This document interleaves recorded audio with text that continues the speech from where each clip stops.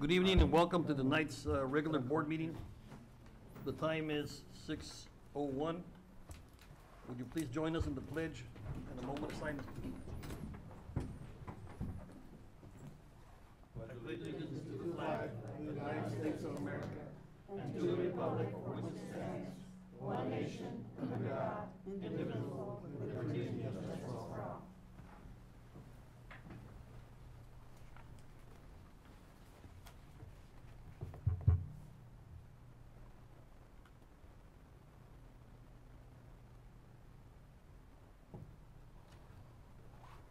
Thank you.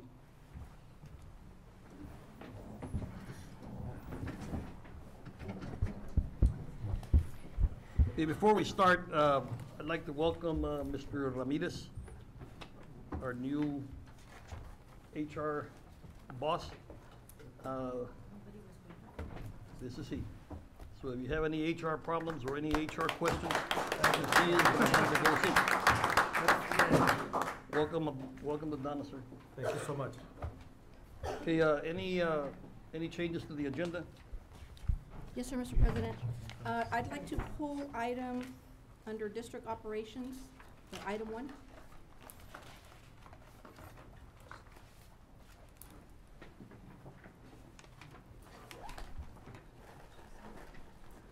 And under the consent agenda, under business and finance, item number 3, I'd like to change the wording to read authorization to solicit requests for qualifications for an insurance consultant.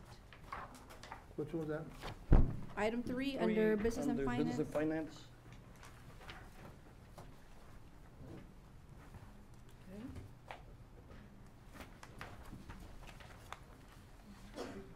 Okay, any I was questions? taking off this part. What were the wordings that you even changed? Just stop at the end of consultant.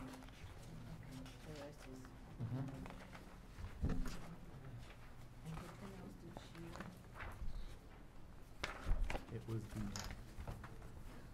Okay, at this time, Mr. Guerra, Mr. Farah, yes, sir. can we make that change to item on the agenda? We discussed it, this is only for requests for proposals. Right. So we can add the expanded coverages that we're gonna be searching for in the request for proposals, so it'll be okay. Okay, so we're okay. Yeah. okay, under open forum, do we have anybody on open forum? Going once, going twice, gone? Okay, superintendent's report? Yeah.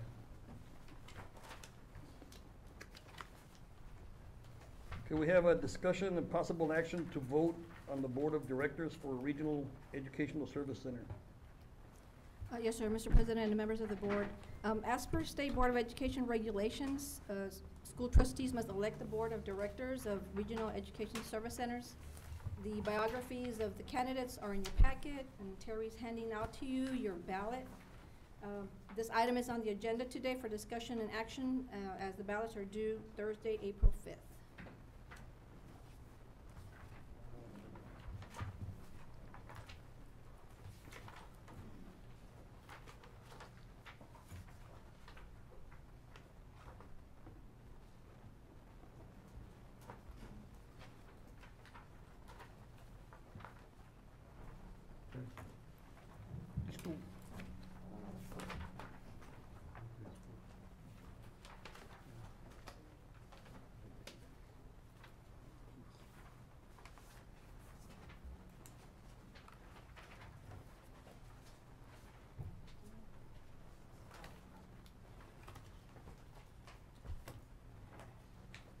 Okay, we don't table the names, right? They do it over there? Okay. All right, going on to number 2, the Architect's Monthly Report. The next item on the agenda is the Architect's Monthly Report on our current facility projects. To give our presentation is Mr. Luis Figueroa. Yes, thank you, members of the board. I don't have a electronic presentation today, but I did give you all 2 handouts. One is this item here, and the other is a Robert Kistner consultant data. The first one is the second sheet shows you the layout of the addition that we're doing over at Todd. We just wanted to give you an update. We had a very good meeting. Building committee, Mr. Guerrero was present and kind of went over some of the things that we're working on up to that point that when we met through the design development, construction document phase. And some of the things that we're finding as every time we meet with the district, it seems like we find another existing water line or some kind of utility line. And that's good because we want to identify as many as we can. You can see it's pretty congested, all these different notes and lines that are in there, but there are some lines between the existing and the new building that we're having to reroute. We're thinking at this point, we thought maybe of actually taking those lines out, but since they're so close to the foundation, we're thinking of just leaving those lines there, making the proper connections to the new lines, new water lines, new sewer lines, so that way we don't affect the foundation in any way. So we're working on that. The other thing that we're, and then some of the other sewer lines that are going through, you can see some of those diagonal lines or sewer and water. But the other thing that we have found, and we haven't quite gotten enough information, is the irrigation line. If you look at the bottom left side of the corner of the drawing, you see this clouded area here. There's two standpipes out there. We have not been able to, until today, for about a week and a half, we've been trying to work with the irrigation district to see what they know or what they have on on their lines. We did meet with Mr. Estrada and Mrs. Zapata this afternoon. Mr. Cuellar and I did. They actually don't have drawings of what's out there. They've got a drawing. If you can see the next sheet, you see that dashed line in the middle of the drawing there. That's actually the last drawing they have of the irrigation line. And that actually crosses north of Scobie onto the Todd Middle School site and went through that. At some point it's been relocated, but they don't know where the lines are. We asked them if they could check to see where those lines are. They tell us that they don't have personnel nor the equipment to locate those lines. We asked if it'd be possible for the district to be able to use their personnel.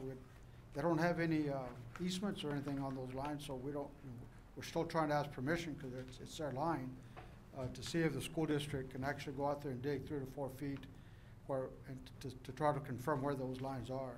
We don't know right now if it runs underneath our proposed building. If it does, and it's in line with a standpipe east of the field house, then it's probably about 6 feet under our building, but they couldn't confirm to us where that line might be. So I think we need to do that. The other thing was, and they're having a board meeting, I understand Friday, so we sent them an email today. Rangel, I'll send you a copy of that, requesting first for permission to be able to excavate, to confirm their line location. And second, that if we relocate the line, if it's okay with them if we relocate the line. Of course, they'll want that to be at the district's cost. But to do it at least along the building and then tie back in on the east side of the building to wherever that line might be. So those two items are being looked at by them and considered by them. As soon as we know, we'll take whatever work that we need to do on that. Right now, I've notified the engineer that we're probably going to be relocating that line, so he's prepared to do that. We'll have more information for your next board meeting on April the 10th. We're hoping to be able to get permission to go out for bids then. If we have enough information, we'll do it then. We'll still go ahead and advertise the following Sunday. If not, we'll have to postpone it another week or two. Sir, I understand the dilemma you're going with the irrigation districts, and it's a shame that our irrigation district is that way in the year 2017, where they don't have official maps. That's been an ongoing problem with this irrigation district. But is that line an active line? Yes, Could sir. they at If you least look tell at the next image, you see an item number 1. That is where the standpipe is, and we're thinking that from north of Scobie, it crossed Salinas Boulevard. Then they probably went down south along Salinas to the corner of our site, and maybe from there they went straight east. We can't confirm that yet, but that's what we're trying to confirm. So if that's the case, then you can see the other standpipes that we've located, number 2 and number 3. And then it crosses south across Wood Avenue and goes all the way to your property over on the south end. So that line is fed from the canal, north of Scobie, down south along Salinas, and then east along your property and south to that open land close to the railroad tracks. Do you know if that line also irrigates our soccer field? Yes, sir. Practice Yes, field? it does. It irrigates So the then it soccer is an fields. active line, Yes, it's a Okay. very active line. yes. because to relocate, I don't want this district to have to incur that kind of cost if we don't have to. We estimate, and very preliminary, 'cause we just found this out today, but I did call one of the engineers today. We think that the cost to relocate around our building is about $40,000. Sir, I would tell you for them to charge the line so that we can verify where it's coming from and that it is active. It's not gonna cost them anything to do that. Yes. They just need to charge it and work with us, because for them not to have the history on that line, Yes, Again, and we can shows, do that. We did talk to Mr. Cuellar. He does say that 2 or 3 times a year, you actually do irrigate those soccer fields. But I'm sure we can activate it again just to test it. The other option would be to just abandon that line altogether and put in a potable water system, sprinkler irrigation system for your fields out there. You know, it could be more costly than $40,000. We don't know that yet. We know that you've got acreage there at the soccer fields and acreage over on the other open area on the other side of the warehouse that the kids use for practice. But if you were to go with sprinkler system, then we would abandon this line altogether. That's something to consider. We just need to get some direction so that we can proceed. Right now, we're taking the action of relocating the irrigation line. that's a costly endeavor that, Yes, sir. again, I don't wanna see this district having to do that, sir, if we don't have to. The advantage of abandoning that and putting in your own system is that you eliminate that irrigation water that has all kinds of seeds that come with it and all kinds of weeds that come with it. But that's something that we'll need to hear from you all to see if you want to even consider that. But that may be an option. There will be some cost to take the line out. We wouldn't want to leave it under the building. But that would be probably, I'd say about $6,000 or $7,000 to take that line out. If you should you decide to abandon the entire Right. use of that line. So there's gonna be costs associated with this one way or another, whether we decide to relocate it. Yes, sir. I mean, it's still gonna have to be dug up and removed. Yes, 'cause it's still shallow. It's still pretty shallow, 3 to 4 feet. They couldn't confirm it. They couldn't tell us whether it was an 18-inch line or a 24-inch line. That drawing that I showed you shows a 24-inch up to just before Salinas, and then it changes to an 18 and crosses with an 18 and went across with an 18, but we don't know what they actually put in there. Yeah. It's right there on the corner of Wood. Yes, And sir. Salinas? Standpipes are. And I know that they do irrigate that large practice field right east of the football field. Yes. And should y'all consider maybe getting with staff and finding out whether you want to pursue a sprinkler system with potable water, then we just need to know that as soon as possible. Right now, we're trying to stay on schedule. These additional lines that we're kind of finding are putting us a little bit back, but we'll give you an update on the 10th, see where we're at that point. But right now, we're trying to stay on schedule. The second item is the movement study on Rivas Cáceres elementary schools, and we had received, or we had y'all had commissioned Robert Kistner to go out and look at those projects and to get a proposal to actually do a more thorough analysis on that. If you look on page 5, we did meet with the building committee, Mr. Guerrero, and went over it. This isn't for action right now, but it's something that we wanted to show you at this point so you can see what the costs are so that we can get some directive at your next board meeting. But basically, if you look at that fee schedule on page number 5, it explains the elevation survey is actually an elevation not only of the surrounding areas but also of the building itself and the grounds around it. They also have a establishment of a permanent benchmark. That is to be able to evaluate the elevations of the building inside and outside for a certain length of time that they might recommend to see if there's any additional movement. The structural assessment is also something they will do. They had a sub-consultant fee of $2,600, and Mrs. Rangel had suggested maybe the district could do some of that, maybe even in conjunction with the city, as far as those consultant fees. The district, I think, has the equipment to be able to dig back. Actually, there's only 2 pits or 2 holes along the foundation that are about 3.5 feet deep, 4 feet long along the foundation, and 4 feet out, just so a person can get in there to see what's down there.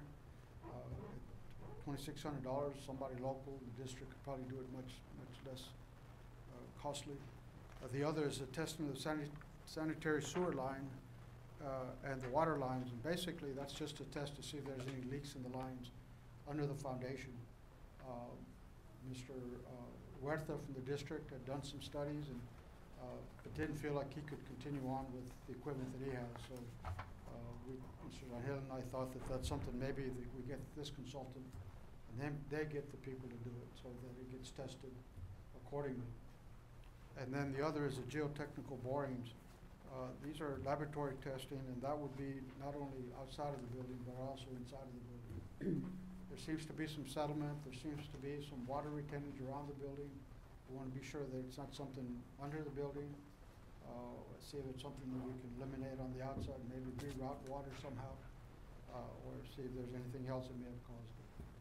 And then their final report, of course, they'll take the time to issue that report to you.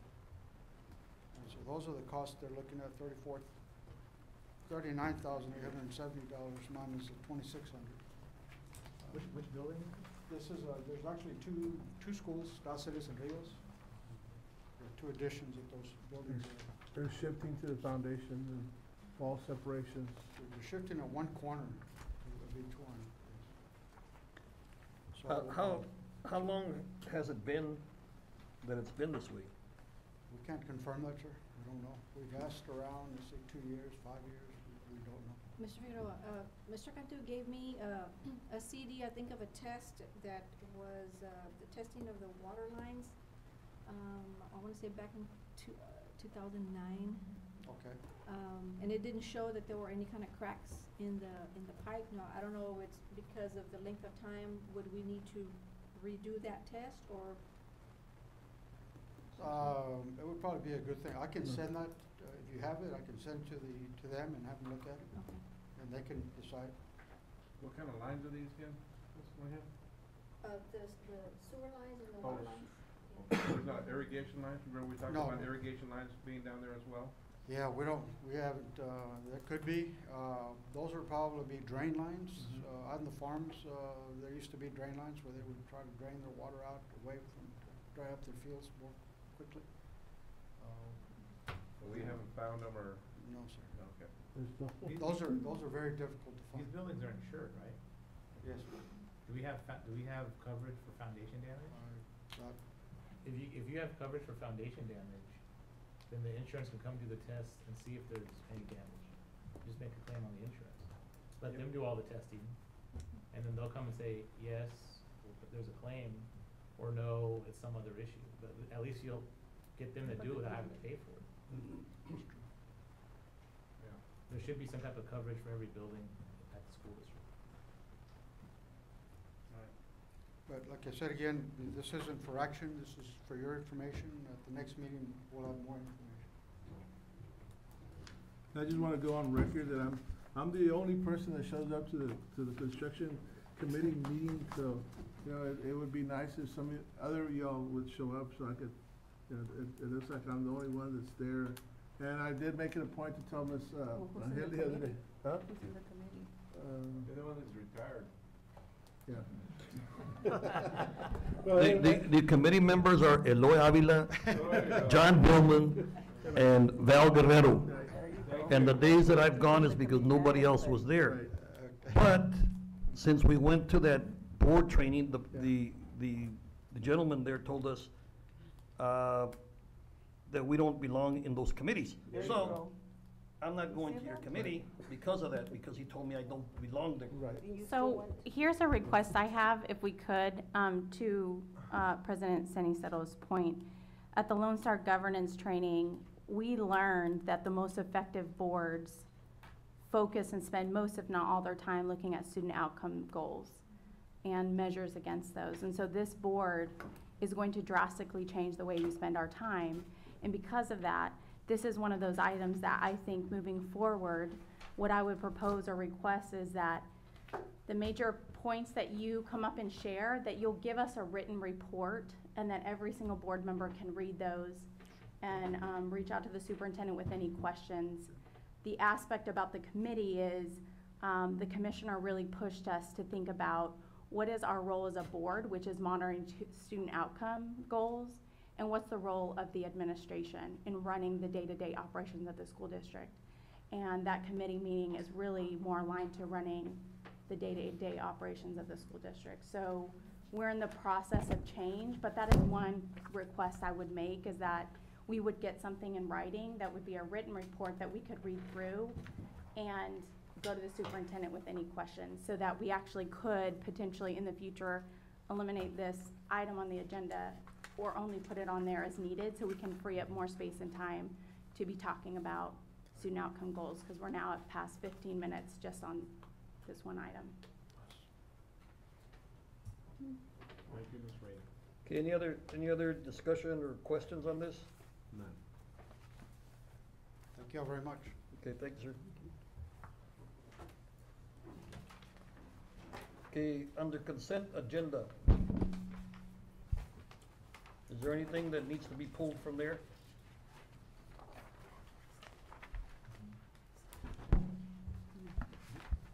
Did we delete the district operations?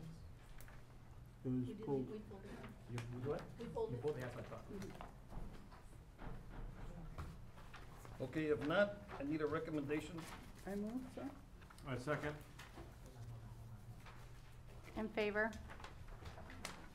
Okay, I got a motion by, who was the motion by? Ms. Watts? Ms. Watts, second by Mr. Avila. All in favor? In favor. Favor. Anybody opposed? Motion carries. I'm in favor.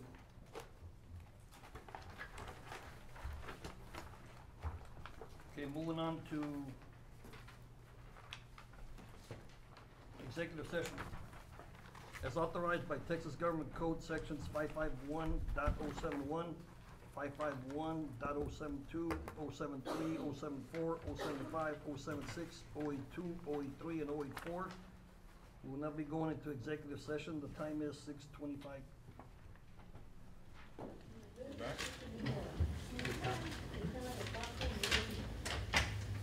Okay, time is 6:58, and we are back in open session.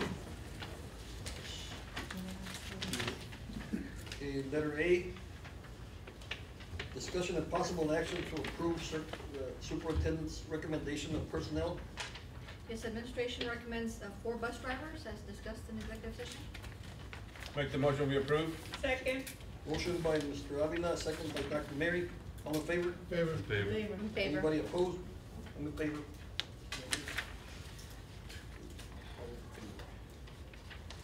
All right. Letter B, discussion and possible action to approve district personnel. Administration recommends the special ed instructional aide and the caregiver as discussed in executive session. So moved. Motion by Mr. Guerrero, second by Ms. Watts. All in favor? Favor. Favor. In Anybody favor. opposed? Okay, all in favor? Letter A and letter B, let me clarify with Terry. Both of them were unanimous, all in favors. Okay. Okay, letter C, Adjourn? No action. need a motion to adjourn. So move. Motion by Mr. Avila, Second. second by Ms. Watts, all in favor? Favor. In favor. Anybody Favor. opposed? Motion carries, meeting adjourned. 6:59. Do you know where your board members are?